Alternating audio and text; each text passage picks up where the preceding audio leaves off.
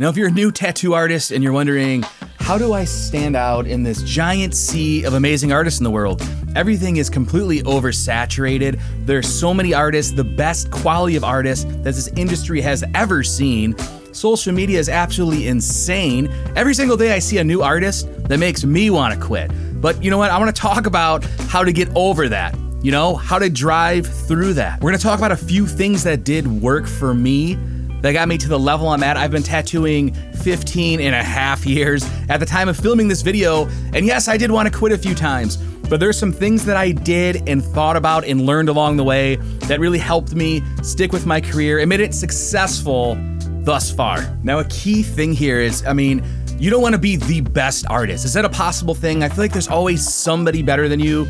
Maybe you can be the best, but you want to be recognizable. You want to be a recognizable artist. That will help you in your career. Whether that's having like a unique style, right? Like color realism, this style, you made up some watercolor stuff, or you're just a unique person, right? But the question is, how do we do that? How do we do those things? You want people, the overall key to this, you want people to say, oh, that looks like his work, or that looks like hers work, or that looks like blah, blah, blah's work, or that looks like this individual's work. That's what you want people to do. And I'm gonna talk about how we're gonna do that. The number one thing that you have to do, and you cannot skip this step, is the fundamentals of tattooing. You have to do the fundamentals of tattooing. I'm gonna scream it back here. Clean lines, solid shading, solid fill, proper depth. You have to do this. Now, let's just say you already have an apprenticeship and you're already a working tattoo artist. You cannot skip these things. You have to focus on the fundamentals because it's literally just a key thing. Like, don't rush. Don't rush into some massive realism piece when you're not ready for it, okay? Honestly, it's easier to stand out doing simple tattoos flawlessly. Let's say you're gonna start with American Traditional, right? It has your basic elements, lining, shading, saturation. You're a technical tattoo artist, you can do those good. You will stand out if that's clean. Let's say you do a bunch of those, now you wanna tackle realism. Then it's time to do that. So here's my point to this, is a clean tattoo will get you further than doing a giant, sloppy, messy tattoo. And any tattoo artist will agree with that. You cannot disagree with what I said. A clean tattoo, let's say a small clean tattoo, will get you way further in your career than doing a giant sloppy mess or a style that's too hard for you that you're not ready for or you can't draw well and you fail at that. Just don't do that. So fundamentals, you have to work on your fundamentals. Now here's a tough one, and this one's even tough for me, it is. And this is, I was a little more proficient at this earlier in my career as I seemed to get a little bit lazier later. That being said, I already have a solid clientele base. But if you don't have a clientele base and you're trying to build one or even get anybody to get tattooed by you, you have to show up. You gotta show up, bro. You have to. Now we're in an era of social media, so you have to do posts. Post your drawing, post your sketches, post you. A key thing that I've been learning is people want to see you. We'll talk about that later as well. And it doesn't have to be perfect. Like, is there a perfect? There's no perfect in art. I think consistency is better than perfection. And with this, if you're new and struggling, you have to show up. People have to see you and know who you are. Don't be afraid of failure either. Like, show your process, show your growth, show your personality a little bit. There is too many tattoo artists that don't show up. They don't show the personality. Sometimes it's easier to sell yourself than your artwork at first. I want to talk about that. That's going to bring me to my next point with this, is you got to build relationships, especially with your clients. Number one, with your clients. You're a tattoo artist. Who do you tattoo? You tattoo clients. Who is the most important thing that gives you money and makes your job flow? Is your clients. Tattoos, clients. They go hand in hand. Like peanut butter and fucking jelly, bro. You have to respect your clients and grow them. And not just clients, grow in general. And I'm not the best at this either. I'm a little bit of a shy dude. I'm a little bit introverted. A lot of artists are, but the more you network with other artists, other shops, talk with people, reach out. Don't wait for people to message you. You can message them. There's nothing wrong with that. Be kind, be very professional, and be approachable, man. Now we got to talk about this. Don't be an ass, a dick. There are so many talented artists, and I mean very talented artists, that are just completely assholes. It's okay if you're weird. It's okay if you're introverted or awkward. That's not what I'm saying. Is you cannot be a dick to people. You have to be approachable. You're dealing with people. And if you don't like that, then go be a fine artist, I guess. Maybe tattooing's not the thing for you. Sometimes your vibe brings back people more than your artwork. I mean, they go hand in hand. There's a balancing scale to this. If you do work, that's great. But if you're a dick, no one will like you.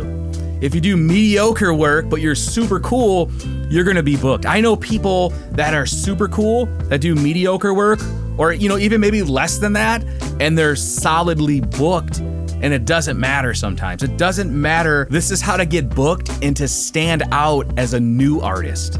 All right. Another huge thing is you have to just keep learning. You really do. And this is like a very hard thing to do, right? You've been tattooing 5 years, 10 years, 15 years, 20 years. It's hard to stay humble and keep learning and pushing. It's hard to not see somebody's work who's amazing and feel like you're trash.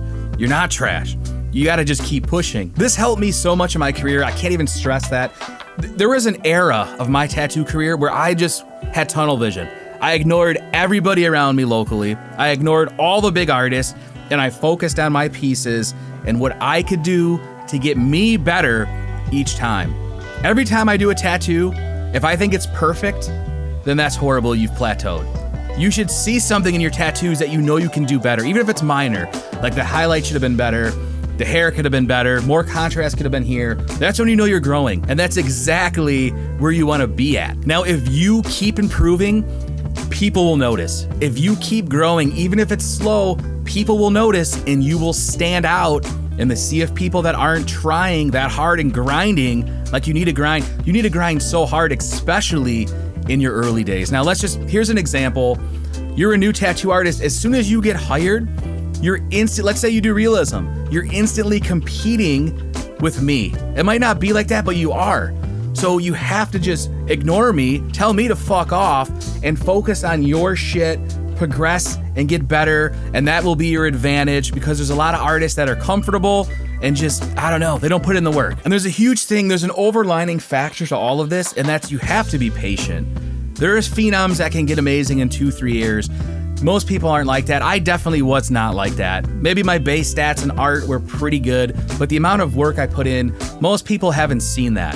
The amount of drawing I would do all night, or designing my tattoo designs before the session, or while I'm waiting for my client, I'm working on a whole nother piece of art that has nothing to do with my style, just to keep moving. It takes time, it takes years. You have to do those fundamentals. You can't be an asshole. You have to keep grinding. You have to network with people and be friendly with your clients. Some of my clients are my best friends. You have to do these things. It's not always about being the best either, and this is a tough one for all of us. It's about being the best you can be. And yeah, that maybe sound corny, but grow, show up, focus, try hard, do good, solid, clean work. You get bigger over time, and just show up every day. And it's tough, I know it is.